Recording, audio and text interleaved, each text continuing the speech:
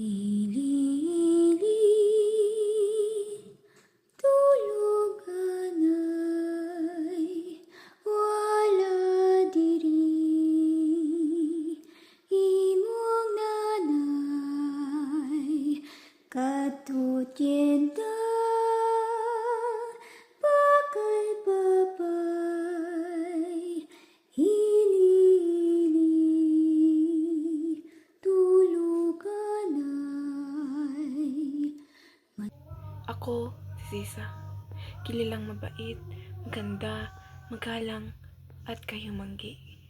Subalit, mahina ang aking loob. Tinuturing kong Diyos ang aking asawa at anghel ang aking mga anak. Kaya ako'y bilang namatay. Ako ang representasyon ng Pilipinong ina sa panahon ni Jose Rizal. Bilang isang dukha, mangmang, at kahabag-habag. Shhh! Shhh! Magdasal tayo. Magdasal tayo. Ngayon ang araw ng mga patay. Nakikita niyo ba ang liwanag ng mga ilaw na iyon? Mga bahay ng mga tao iyon.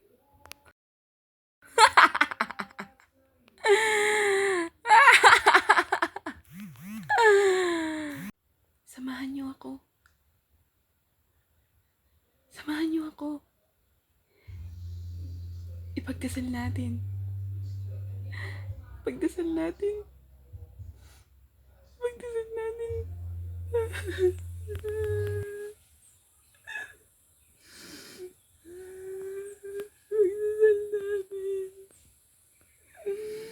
Yasmin, Basilio, anak ko. Ikaw! Oo, ikaw! Nakikita mo ba ang ilaw sa kampanaryo? Si Basilio yun. Papadustos sa lubid ng kampana. At ikaw! Nakikita mo ba ang ilaw sa kumbento? Alam mo ba kung sino yun? Alam mo ba? Si Crispin yun. Ang bunso ko. Ang bunso ko. Crispin! Ang mga anak ko! Hindi ko na sila makikita! Hindi ko na sila nakikita! May sakit daw ang Cora. Marami itong usang ginto. Usang gintong nawawala. Ipagdasal natin. Ipagdasal natin ang Cora.